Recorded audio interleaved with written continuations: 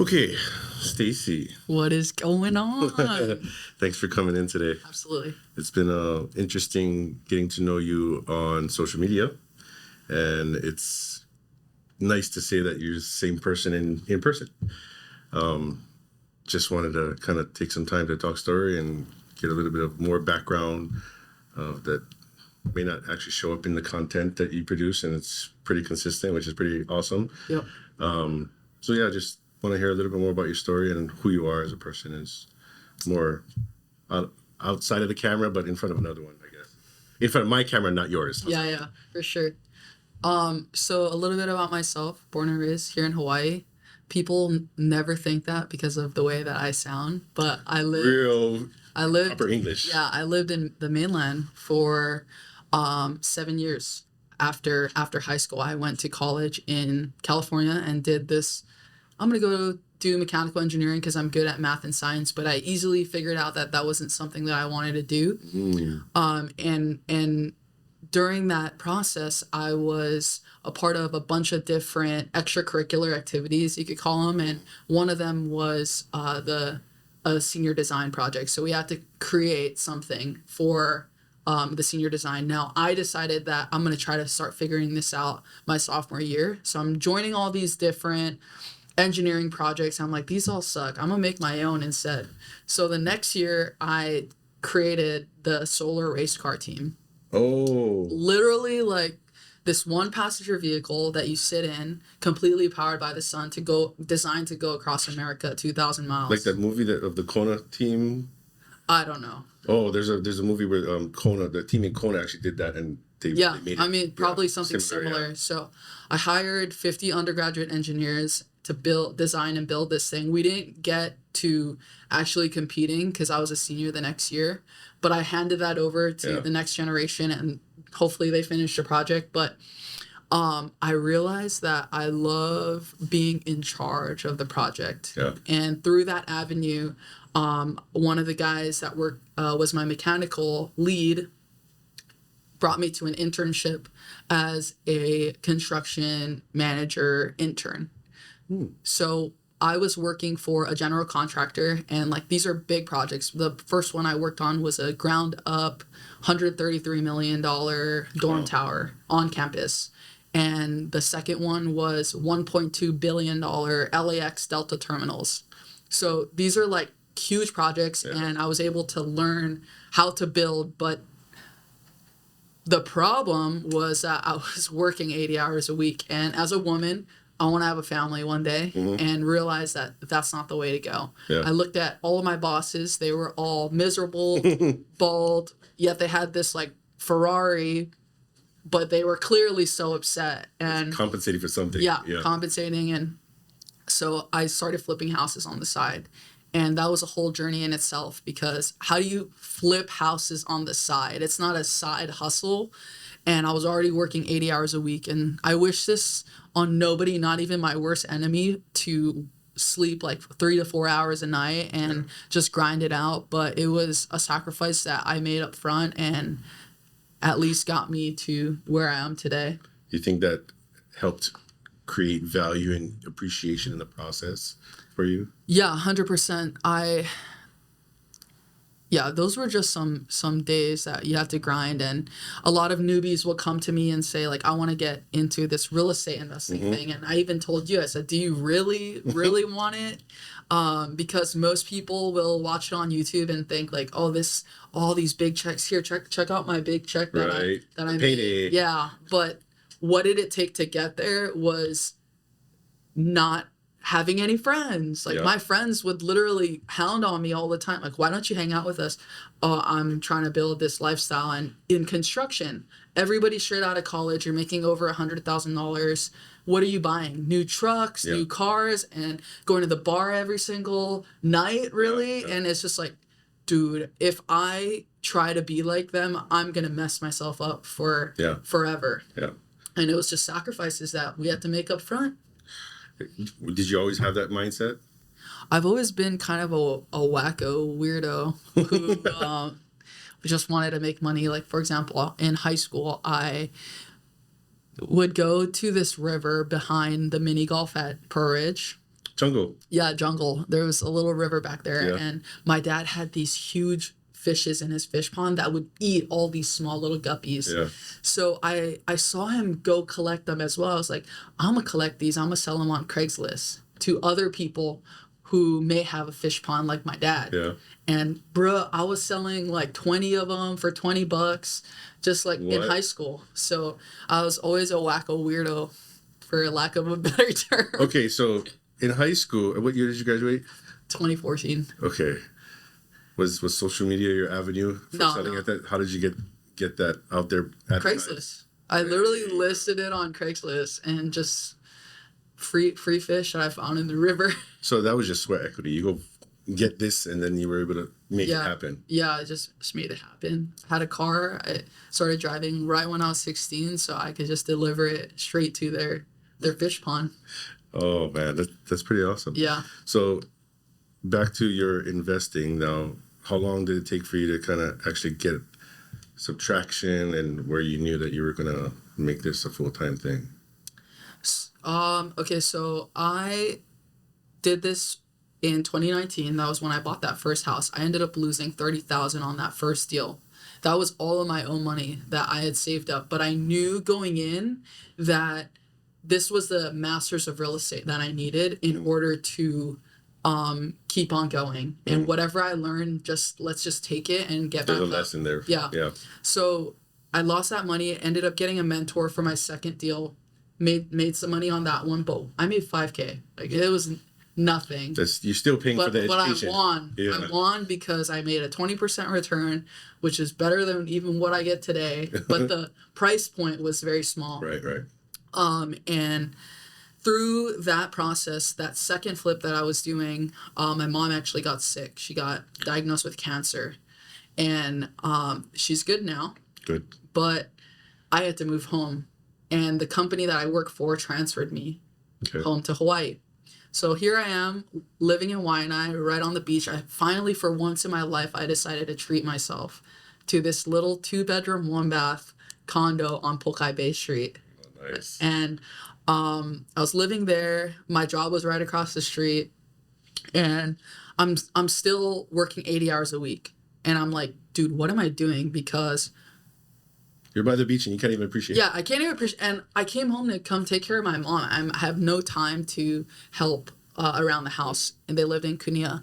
And so there was one day I literally like broke down at work. I had no idea why. I'm not one to like cry.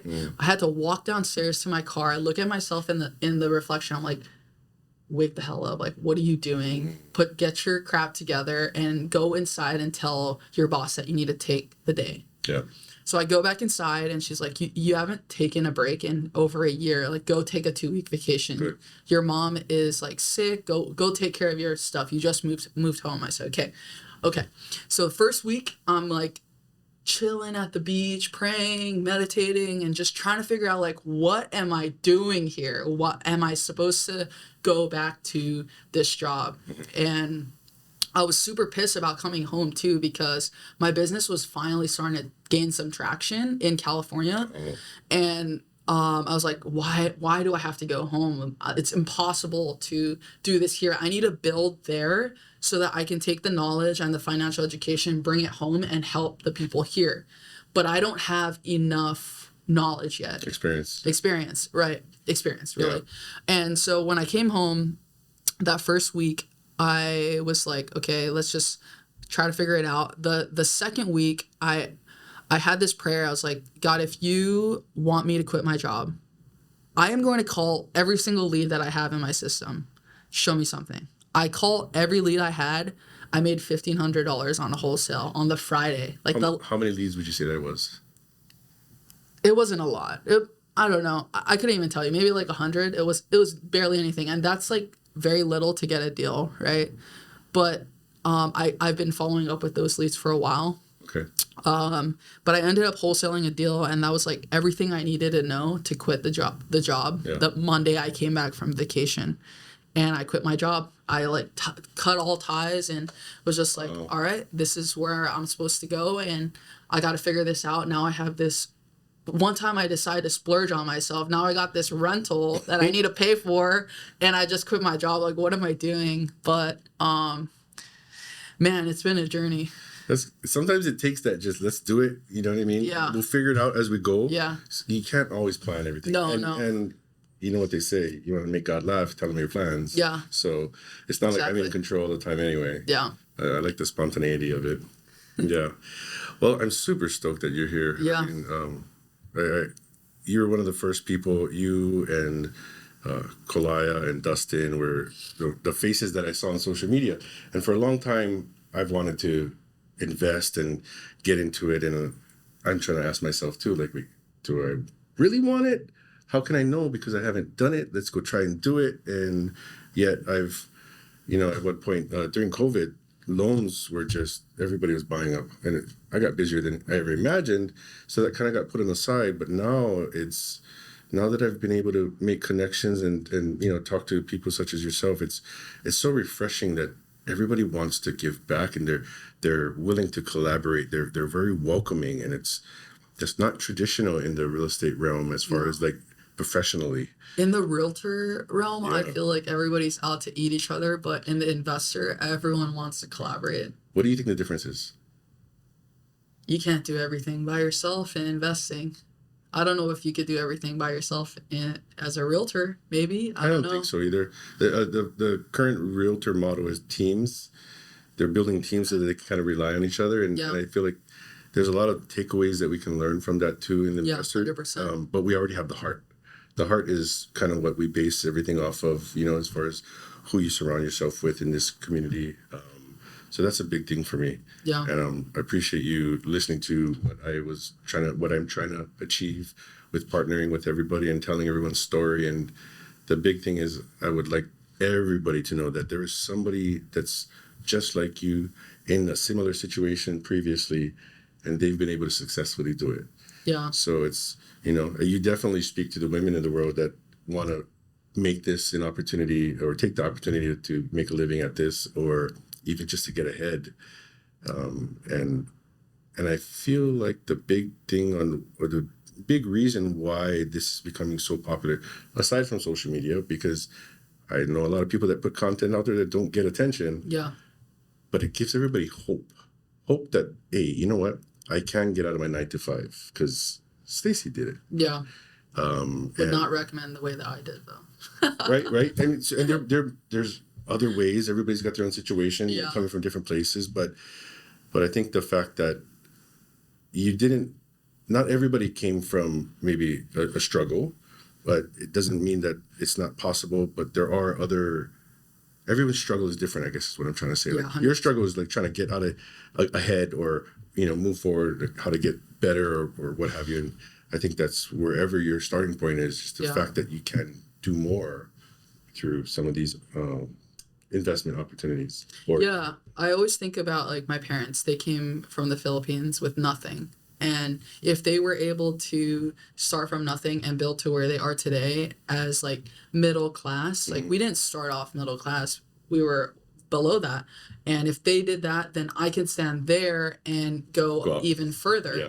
And it's just going to keep climbing this ladder. And you kind of mentioned also just wanting to know me more on just whatever the content is. And something that has been on my heart lately is I want to start sharing more of lifestyle stuff. So real estate content's great, but what can that give you? I don't want you to just see the checks. I want you to see like I'm able to go hang out with my family when I want to, because I invest in real estate.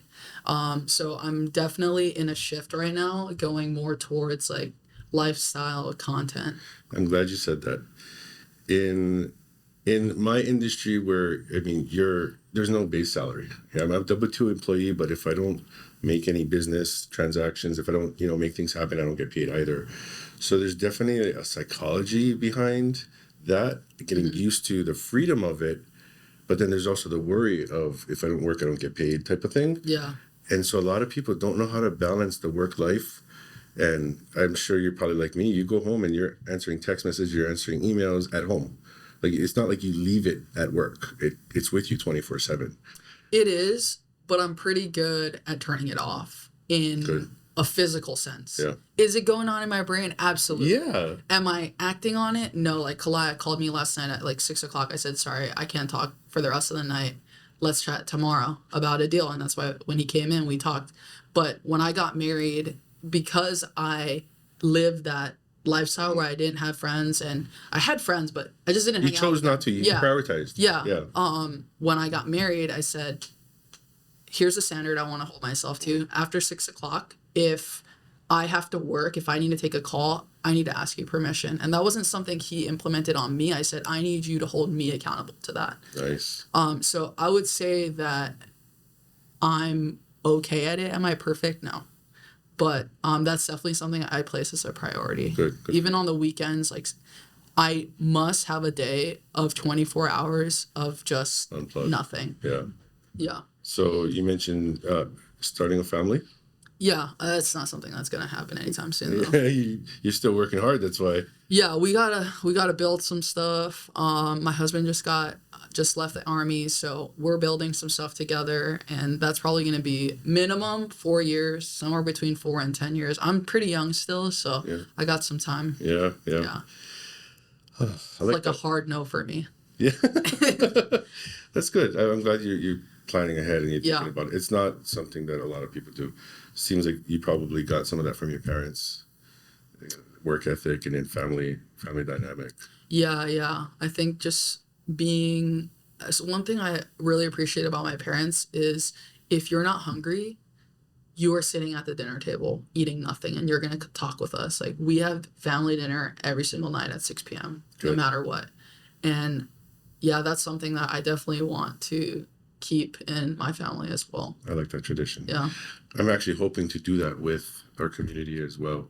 I'd like to, a lot of it, we focus on the social media, we focus on that business opportunities, but for me personally, I like to work with people that I can be friends with and that I can share in and outside of work, because we're going to spend a lot of time talking. Yeah. I like that balance, and hopefully we can kind of sit down and break bread and meet each other's families soon. Yeah. Yeah. Yeah. What else do you think has attributed to your success that maybe you haven't really highlighted on social media? Or where else would you like to go from here? For me, for sure, is definitely faith. People don't see me as the traditional fit in a box, go to church kind of gal. I mean, like literally people in the church I go to have seen me on social media and then they see me in church and they're like, I didn't even know that you like believed in God and stuff. But if I had to give an analogy for what investing in real estate is, it's like being a white belt and fighting BJ Penn every single day. And you're just literally Wow. like getting punched in the face every single day. And you gotta have some kind of foundation to stand on, or things get tricky. And let's say like you're in a bad situation with money and are you gonna figure out how to get that ethically, or are you gonna go screw somebody over? Things like that, right? It's just like having that foundation for me has been the key to surviving this fight. I had no idea that's where you're going with that question, but I'm glad I asked it, because it's actually something that's been very prevalent in my actions of how I got here to talk to you and Kolaya and all the other guys. And honestly, it's a really small circle. There's so many people I follow, and it's obvious that, following them and then who you tag or who's in your network that's interacting with your posts and whatnot, that they're in that circle. But knowing really who's genuine and who's authentic and has everyone's best interest at heart, and that's hard to navigate nowadays, because you can think you know somebody, but you don't necessarily. So my thing is, as long as you keep your word and you do something, and it's ethic and it's a win-win for everybody. Yeah. Like I personally think, and this is just me, I've been in the real estate industry for a while, I think that we have a lot more responsibility than people realize, because we are the gatekeepers of the homes and the condition of the homes, how much they're getting sold for. And To an extent yeah, of how much it's getting sold for. yeah, It's kind of no, determined by yes, the market. Yeah. right. It is right. The value is determined by the market. So how my thing is, how else can we help to give back to the community? So it's I think the word that's used commonly is affordable. And so Relative, right. verb, So, noun, whatever. but what's Adjective. the standard of affordable, right? Yeah, exactly. So I'd rather change that dynamic and let's say, how about you can make your money here, but if you really want to give back to the community, and that's what you're saying online, not saying you, I just hear it. Yeah. I would just like people to figure a way to give back in turn of maybe affordability. So I'm sure there's affordable projects that may be a little bit different, but a fix and flip, it's you only have so much You room only in have order, so much room. and you got to put food on the table, Yeah. or else you can't give back as well, right? So But if you get a good deal, you can still give back. So like my first condo in Hawaii, when I was selling it, I listed it for, or I got offers at, I think 265, 270, and 275. This was a little condo in Aiea, and I saw that, and this is not a knock because my husband was in the military too, right? But 270 and 275 was a VA loan. okay, Clearly somebody in the military. 265 was clearly a young girl co-signing with her parents who's just trying to get out of her mom and dad's house. yeah, We ended up selling to her. So it's little things like there you that go, good, that you can do. When I bought my house in Waianae that I told you our friend listed, I made the promise to the seller. Crazy story, okay? So some guy in North Carolina reached out to, we were talking, and he's like, I have a deal in Waianae. Want to check it out? I'm like, yeah, sure. What you got? He's like, this guy's asking for $550. I'm like, bro, that's did I like, hear that right? yeah, $550. Okay. Oh wait, $550,000. I was like, wow, that's a wholesale deal. No, right there. no. 550,000 in Maili, 3-bedroom, 1-bath, barely needs any work. And I'm like, okay, looking at this before I go on this appointment, I'm probably gonna need it at 350. Not sure it makes sense for me to go on this appointment. But you know what? We've been chatting for a while. I want to show you I'm serious. Yeah. I'm going to go on this appointment to just test the waters and see. I go on this appointment and this straight up uncle comes out, no shirt, eating in his mouth. I'm like, oh, it's game on. This is You got him. perfect. Oh. This is perfect. And I'm like, what's up, uncle? How you doing? And we connected so well because I was telling him about my mission to keep local land in local hands. And he said, if you, we really connected on that. I mean, so much to the point, he's on like the Hawaiian homelands board or something. And he started showing me to these lands that they have that they're trying to develop on. I take him in my car. We go on this little field trip. I come back. And I'm like, all right, uncle, like that was cool and all. Yeah. That's a long-term vision. What do you want to do with this house? If you want to sell it to me, I there's no way I can pay $550, but I can pay $350. And he looks at me for like a minute and he's just like, you know what? For you, let's do it. And I bought it for $350. Really? Yeah. So that was like my biggest deal I did. But like I said, I made a promise to them that I would sell it to somebody local. And I probably could have sold it for like $620. I got a couple offers at that. We ended up selling for $579. That's awesome. And I still made good money on it. So it was just a win-win for everybody all around. I'm glad you brought that up. Yeah. So, I wondered how that happens, but that's a good, I like that story. Yeah. Thank you very much. Yeah, absolutely. And I would say that probably the reason why he was okay doing that, because that's $200,000, right? Yeah. Difference of what he was initially asking. He was asking that guy because he said he was on the mainland. Yeah. Well, okay, so there's something to be said too. Like you're here. That's why the local, and it's not, to me, local is like you live here. I think UH would be like 12 months, then you get your residency, right? But if you live here, you're contributing to your community. That's all I need to, Yeah. love on them. Yeah. As well. So, and and it's just a matter of just trying to make sure that our family and friends and their relatives have a place to live as well. Yeah. We're all just trying to get ahead, but there's no point in getting ahead if you can't bring your family and friends with you. Exactly. And I feel like that's the biggest reason why real estate investing is very popular and it's gaining so much traction. And my mission really is now just to bring awareness, share everything that people such as yourself are doing, and just try to get it out there as much as possible. Help you spread the word, help everybody else, so that that's more people that can get exposed. It's not going to be an upfront adoption. It's going to be a slow process, right?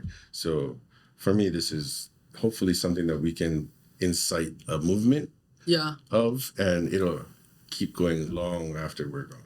Yeah, and that's why I also like selling my deals to Fuzzy, because he has that same mission, and that's how we really connected on so many levels. Like, he is the first person I hit up anytime I get. And there's your affordability, because you're passing on that savings and you prioritizing him because he has those morals and that ethics too. Yep. The first lot I sold to him, he's building like some kind of women's shelter or something. I can't remember exactly, but he's. Is that in No, it's in Hilo. Oh. It's in Hilo or KL. Oh, good. Yeah. So that's definitely my mission here as well, and to just teach other people that it's possible. I mean, we look at me and even Kalaya, we're both super young and we're just normal people. Like, I don't have any kind of crazy business background. I just figured it out and was willing to get punched by a BJ Penn every day. So that's, we were talking about taking action, right? So that's the thing you'd say, you're willing to take action, whereas have you seen people that maybe seem like they're really interested, but what happens to them? They just never pick up the phone. Like, they call me, oh my gosh, it's so cool. Like, I'm so excited. Like, I promise I'm going to do it. I'm going to do it. I'm like, okay, why do you want to do it? Oh, because it's good money. Oh, yeah. Okay. There you go. The reason. Yeah. I'm like, but I've tried to bring people on and like, hey, I'll let you work for me for free. We talked about that too. Yeah. And it's just like, when I quit my job, I went to go work for another investor for 6 months. I paid her $15K to be a part of her business and took no profit, like pretty much no profit on all the deals. I found deals. I set up her entire cold calling system because she had no systems and processes, and my engineering background knew how to set that up for her. So I set it up. Because I set that up for free, she was like, all right, yeah, like, come. You showed value. Yeah, you showed value. And she's like, come work with me. I'm like, okay, let's do it. And found private money lenders, literally moved to Big Bear in the projects that we were working on, and lived in an active construction site to just like show as much value as I could so I could learn everything. And I took all of that and brought it to Hawaii, and that's how I've been able to gain traction faster than most, was because I literally was in the pits making no money. That's part of that sacrifice, that hustle and the grind beginning that nobody really realizes is part of it. Yeah. Yep. Well, I appreciate it. Thank you for sharing, and I hope to continue to do that, because our story's not over. There's a lot more positive work that we get to do here with the community, and hopefully inspire some kids and some of their parents and some adults and some of our family to take a little bit more action and investigate a little more, because there's so many opportunities out there, but I think the difference is making it known that they're available is the big thing. So thank God for social media, but also hate it at the same time. It's but it's a tool, right? It's how you use it. So, okay. Thank you very much. Absolutely.